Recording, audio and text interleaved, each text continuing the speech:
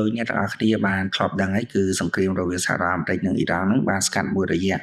ហើយក៏នឹងឈានទៅដល់កិច្ចព្រមព្រៀងសន្តិភាពណាមួយដែលពួកគេនឹងព្រមព្រៀងគ្នានៅខែក្រោយនេះប៉ុន្តែឥឡូវគឺមានដំណឹងថ្មីមួយដែលកំពុងទាក់ទាញក៏ដូចជាការព្រួយបារម្ភយ៉ាងខ្លាំង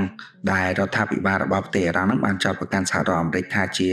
អំណាចដ៏អាក្រក់និងគ្មានភាពស្មោះត្រង់បន្ទាប់ពីកងទ័ពរបស់សហរដ្ឋអាមេរិកនឹងបានបើកនៅការវាយប្រហារថ្មីមួយទៅលើគោលដៅយោធារបស់អ៊ីរ៉ង់ខណៈដែលកិច្ចចរចាសន្តិភាពកំពុងតែដំណើរការ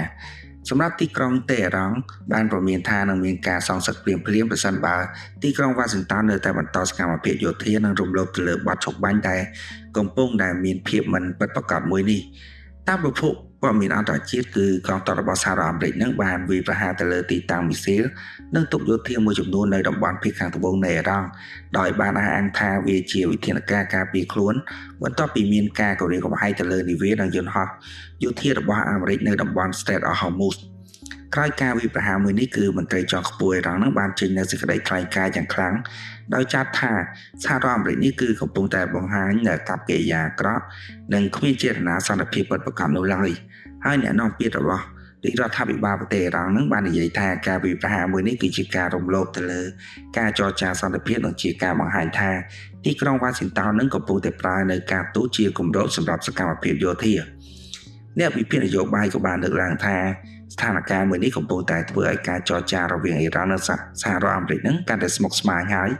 ទោះបីជាកិច្ចពិភាក្សាសន្តិភាពដែលបានសម្របសម្រួលដោយប្រទេសខ្វាតានិងប៉ាគីស្ថានក៏ដោយភាគីទាំងពីរនៅតែបន្តប្រើសម្ពាធយោធានិងការគំរាមកំហែងនឹងទៅវិញទៅមកដោយប្រើយោធាជាការបាំងមុខ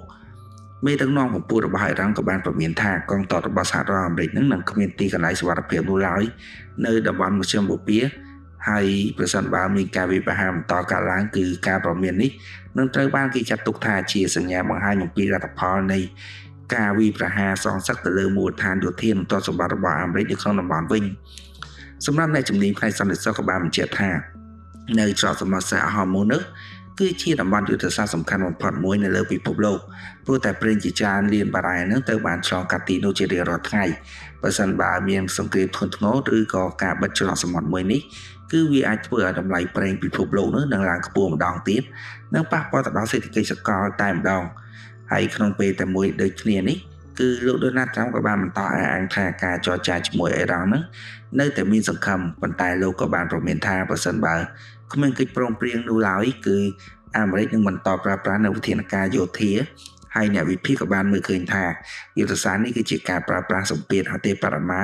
ដើម្បីបង្ខំឲ្យទីក្រុងតេហេរ៉ង់នឹងទទួលយកនូវលក្ខខណ្ឌរបស់ទីក្រុងវ៉ាស៊ីនតោនយ៉ាងណាក៏ដោយគឺ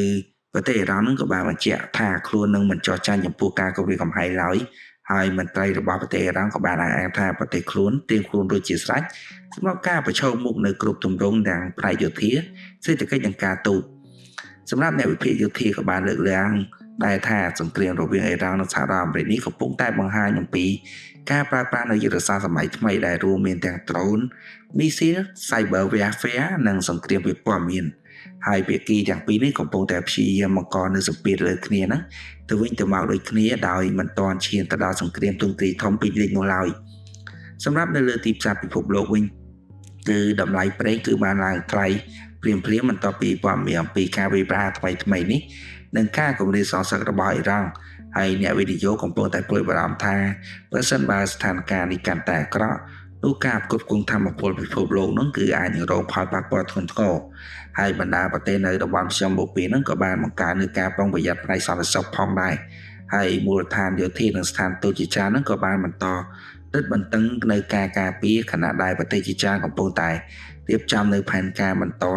បើសិនបើមានការប្រឈមមុខធំនឹងកើតឡើងមែនទែនហើយអ្នកជំនាញការទូតក៏បានព្រមានថាបើសិនបើការចរចាមួយនេះបរាជ័យនោះវិបត្តិនេះនឹងបំផ្លាញទៅជាសង្គ្រាមដ៏ធំមួយនៅក្នុងតំបន់ដែលអាចពាក់ព័ន្ធនឹងអ៊ីស្រាអែលក្រុមហេបូឡានិងក្រុមកម្លាំងសម្ព័ន្ធមិត្តផ្សេងៗទៀតនៅតំបន់មជ្ឈមបូព៌ាដូចគ្នាសម្រាប់ប្រជាជននៅក្នុងតំបន់វិញគឺស្ថានភាពមួយនេះបានបង្កនូវការភ័យខ្លាចយ៉ាងខ្លាំងចំពោះពួកគេដូចគ្នាហើយមនុស្សជាច្រើននឹងបារម្ភថាសង្គ្រាមអាចបំផ្លាញនៅសេដ្ឋកិច្ចបង្កនៅវិបត្តិមនុស្សធម៌និងធ្វើឲ្យជីវិតប្រជាជនស៊ីវិលរាប់លាននាក់នឹងរងផលប៉ះពាល់ ស្របមកវិញគឺការចោទប្រកាន់របស់អ៊ីរ៉ង់ថាសហរដ្ឋអាមេរិកជាប្រទេសដែលមានអំណាចនិងឥទ្ធិពលអាក្រក់នោះបន្ទាប់ពីការវាយប្រហារថ្មីនៅក្នុងពេលកំពុងមានកិច្ចចរចាសន្តិភាពក៏បានបង្ហាញថាភាពតានតឹងនៅតំបន់មជ្ឈមបូព៌ានេះកំពុងតែកើនឡើងដល់កម្រិតមួយដែលគ្រោះថ្នាក់ខណៈដែលភាគីទាំងពីរនេះបន្តប្រើទាំងការទូតនិងកម្លាំងយោធាដែលពិភពលោកកំពុងរងចាំមើលថាតើវិបត្តិមួយនេះនឹងនាំទៅរកសន្តិភាពឬក៏នាំទៅរកការប្រឈមមុខដ៏ធំមួយដែលអាចប៉ះពាល់ទៅដល់សន្តិសុខនិងសេដ្ឋកិច្ចពិភពលោកទាំងមូលដូច្នេះហើយទាំងអស់នេះគឺជាអ្វីដែលខ្ញុំដកស្រង់យកមកសង្ខេបនៅថ្ងៃនេះដែលទាក់ទងនឹងព័ត៌មានសង្គ្រាមរវាងប្រទេសអ៊ីរ៉ង់និងសហរដ្ឋអាមេរិកដែលសហរដ្ឋអាមេរិកនឹងបានវាយប្រហារបន្ថែមទៅលើប្រទេសអ៊ីរ៉ង់ដូច្នេះយើងមានតែរងចាំមើលថានៅខែក្រោយបន្ទាប់នេះខែ6ខែមិថុនានេះនឹងមានព័ត៌មានអ្វីថ្មីក៏ដូចជាព័ត៌មានល្អសម្រាប់កិច្ចសន្តិភាពការចរចាមួយនេះសម្រាប់ប្រទេសទាំងពីរដូច្នេះយើងមានតែរងចាំមើលទាំងអស់គ្នាហើយខ្ញុំក៏អរគុណច្រើនសម្រាប់អ្នកទាំងអស់គ្នាដែលបានស្ដាប់វីដេអូមួយនេះពីដើមដល់ចប់កុំភ្លេចជួយចុច like និង subscribe មកកាន់ channel របស់ខ្ញុំផងដើម្បីទទួលបានព័ត៌មានថ្មីៗជាព័ត៌មានដែលបានមកពីប្រភពផ្លូវការនិងទាន់ហេតុការណ៍សម្រាប់អ្នកទាំងអស់គ្នាដូច្នេះហើយខ្ញុំសូមអរគុណអ្នកទាំងអស់គ្នាម្ដងទៀតហើយក៏សូមជម្រាបលា